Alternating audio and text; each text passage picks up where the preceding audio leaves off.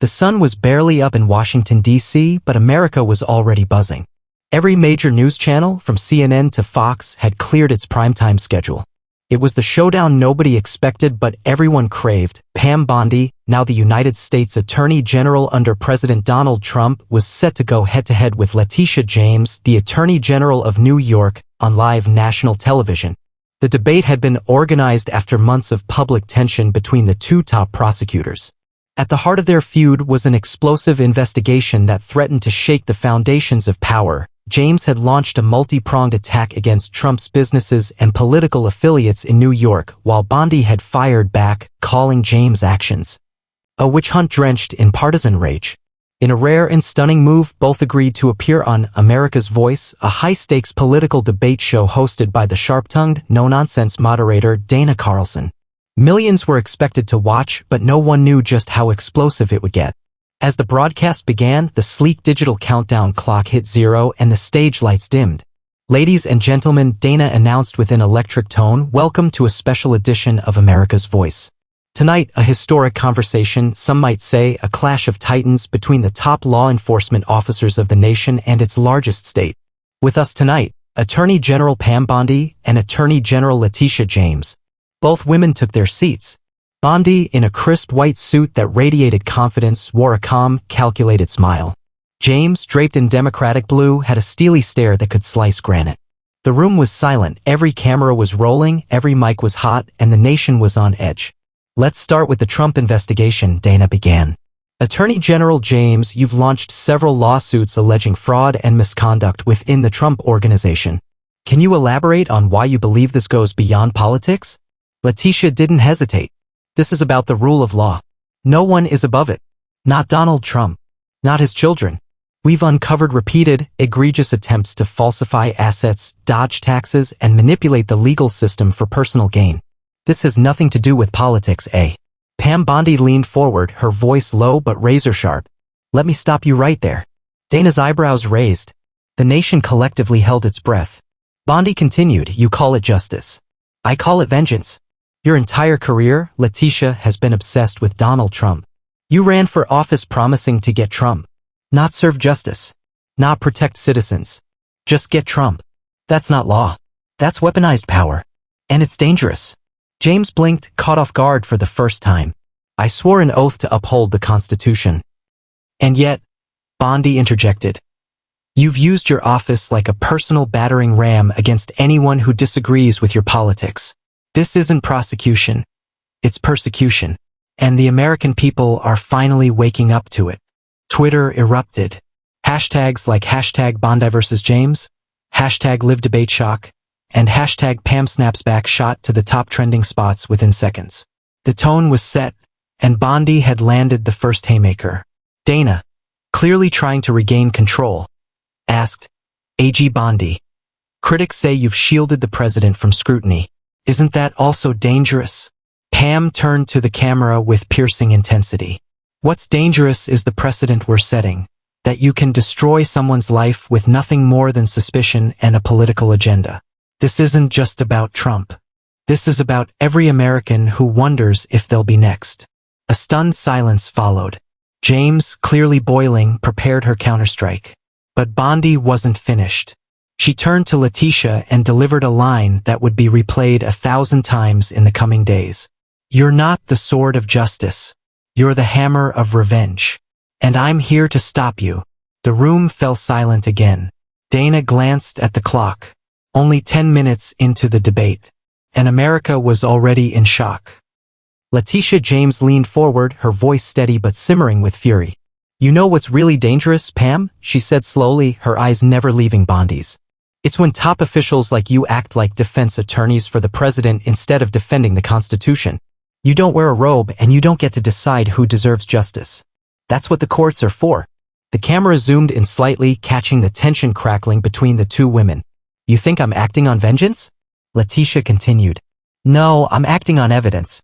You can't talk about weaponizing the law when your entire Department of Justice has been turned into a personal shield for Donald Trump. The people aren't stupid, Pam. They see the hypocrisy." Bondi didn't flinch. In fact, she almost seemed amused. "You want to talk hypocrisy?" she said, her voice calm but ice cold. Let's talk about how you campaign on anti-Trump rhetoric. How you fundraise off lawsuits against him. How you go on late-night shows and laugh about how you're going to take him down. That's not justice. That's theater. The audience at home could feel the heat radiating from their screens. Dana Carlson jumped in to keep things from spiraling. Let's keep this focused. A.G. James, there's been criticism that your office selectively prosecutes based on politics. Can you respond to that? Letitia straightened her posture. We pursue crimes where they exist. If someone breaks the law, regardless of party, they should be held accountable. The idea that I'm targeting Trump because he's a Republican is nonsense. I've held Democrats accountable too. But let's be honest, there's no one in this country who's manipulated power and money like Donald Trump. Bondi chuckled softly. Is that why your office ignored the Cuomo sexual harassment scandal for so long? Until it became politically convenient. Letitia's eyes flashed. That is a disgusting deflection. No, Bondi cut in, her voice rising for the first time. What's disgusting is the way you pick your targets like a sniper with a grudge. What about the rampant crime in your own backyard? What about the prosecutors who let violent offenders walk free in New York City while you're chasing headlines going after Trump's hotel invoices? The live audience, a rare feature for such debates, began murmuring. This wasn't just political theater. This was war. Dana knew this was getting hotter by the second. Okay, let's bring it back. A.G. Bondi, critics say that under your leadership, the DOJ has become extremely lenient on political allies of the administration. How do you respond? Bondi didn't hesitate. What they call lenience, I call fairness. I'm restoring balance after years of selective prosecution. The law shouldn't be used to punish political enemies or reward allies. I don't care if it's a Democrat or a Republican. If someone breaks the law, we go after them. But we do it with evidence. Not Twitter mobs. Not media pressure. And not grandstanding press conferences. Letitia leaned back, her arms crossed. You say you want fairness? Then why hasn't Trump been held accountable for obstruction? For inciting violence? For inciting lies about our electoral process? Pam's eyes narrowed. Because accusations aren't convictions, Letitia. Because grandstanding isn't proof. And because the Constitution still matters even if you don't like who's protected by it. The moderator looked at both women. This is clearly personal for both of you. But the American people want to know, what's next?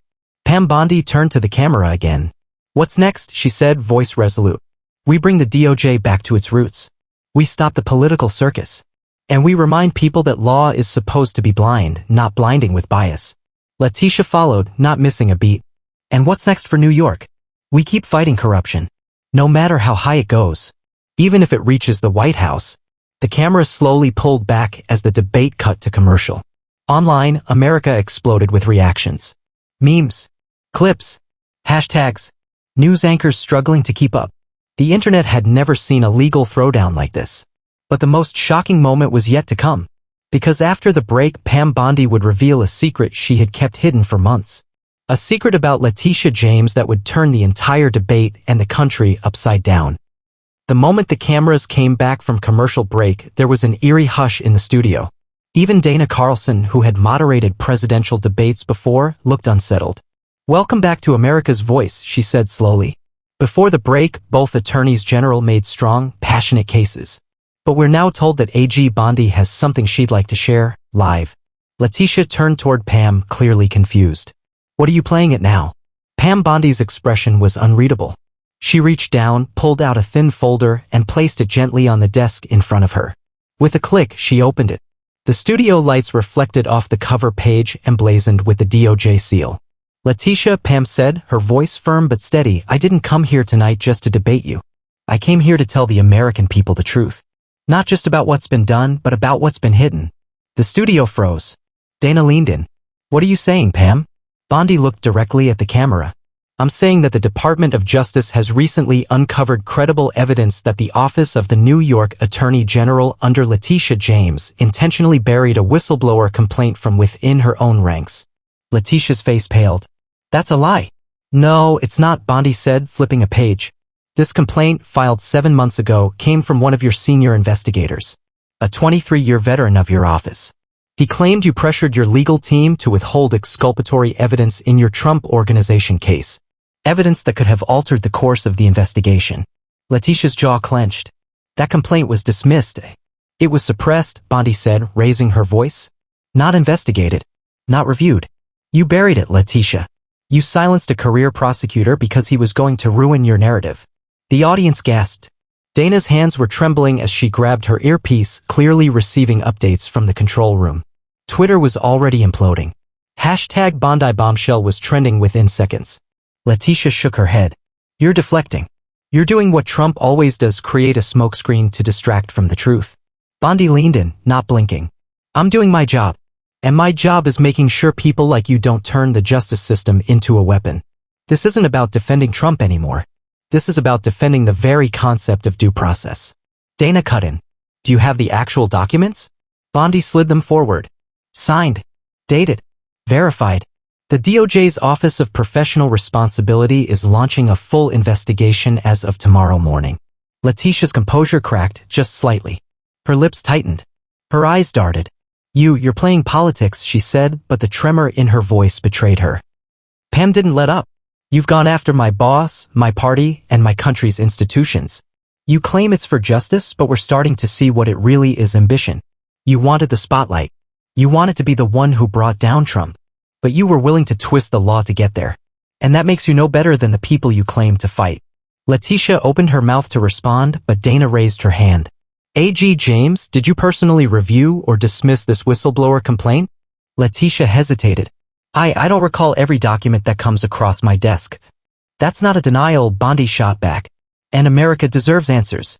The silence was deafening. For the first time in the debate, Letitia James looked rattled. The stoic warrior of progressivism was wobbling under pressure. The woman who once commanded rallies with thunderous applause was now facing a storm of her own. Pam Bondi sat back in her chair, composed and still. She didn't gloat. She didn't smirk. She simply said, the truth has a way of finding its way out, no matter how deep you try to bury it. The studio was no longer just a stage, it had become a battlefield. Pam Bondi's allegations had detonated like a legal nuke on live TV.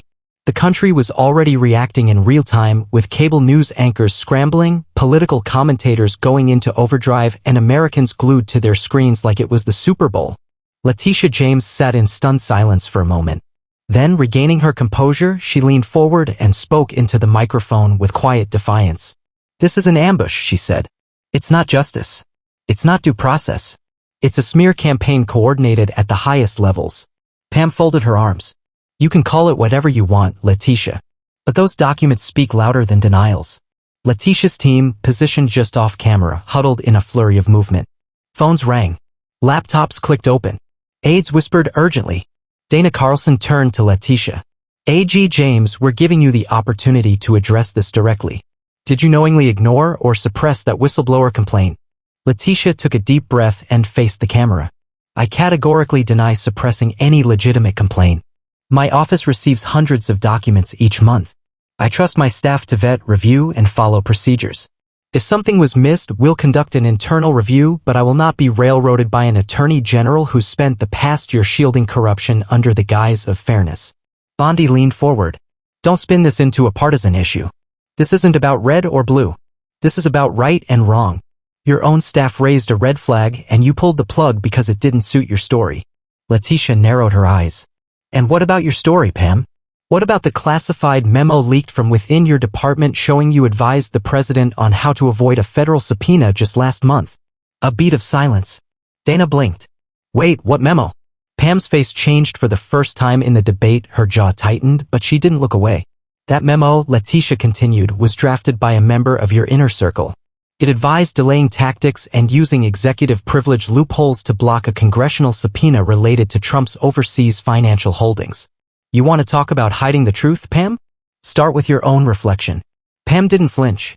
That memo was never adopted as policy. It was one of many legal briefs reviewed. And unlike your office, we actually document, archive, and review every single memo that passes through our desks. Letitia smirked. So you admit it exists? I admit that it was reviewed, Bondi said calmly. And discarded. Because that's what good legal judgment looks like. Reviewing, debating, and ultimately choosing the lawful path. Not burying whistleblowers in silence. The tension was unbearable. And then it happened. The moderator was handed a paper by a producer. Her eyes widened. "Ladies and gentlemen," Dana said, her voice trembling slightly, "we're just now receiving confirmation that the whistleblower named in AG Bondi's documents, former Deputy Chief Investigator Thomas Avery, has just released a public video statement from an undisclosed location.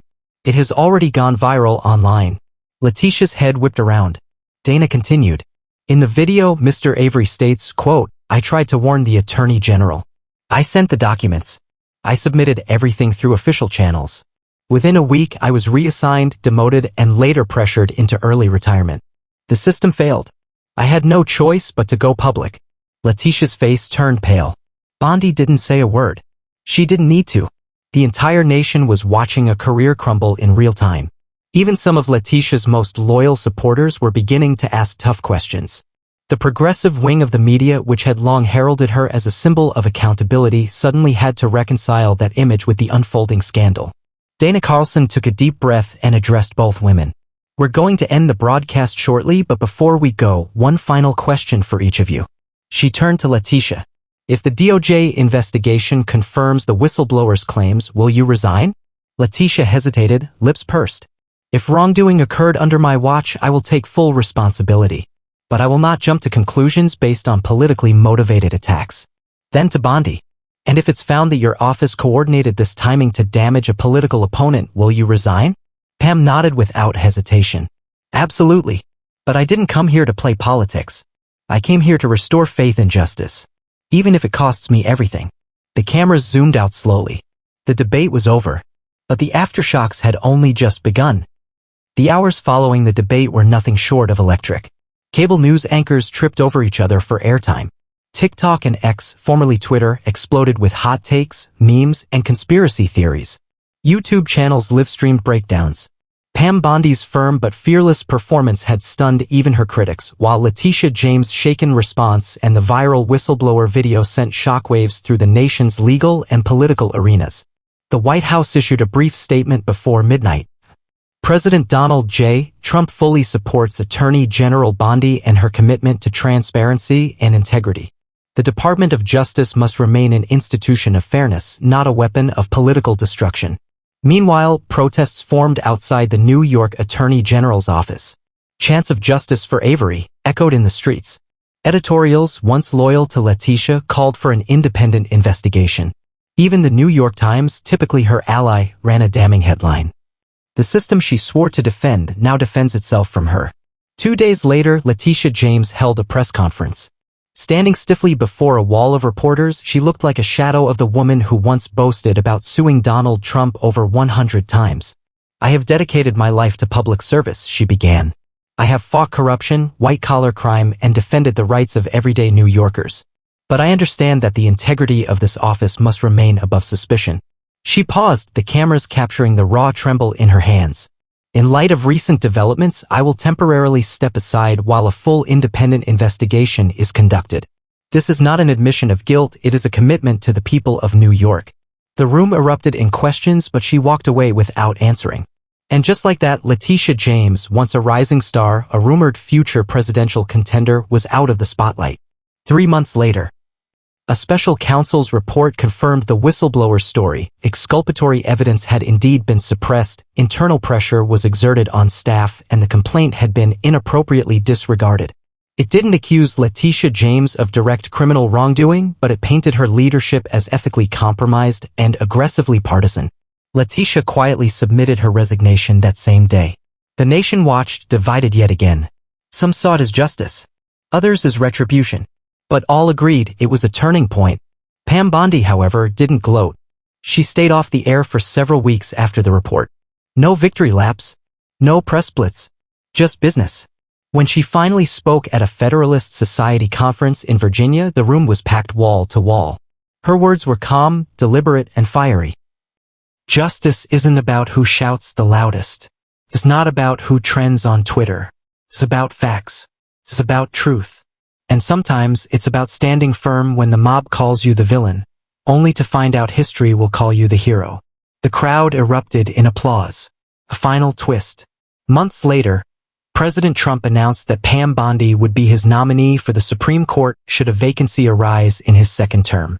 The announcement stunned the political world again. Pam had gone from state attorney general to Trump's federal defender, to a televised truth teller, to a possible future Supreme Court justice.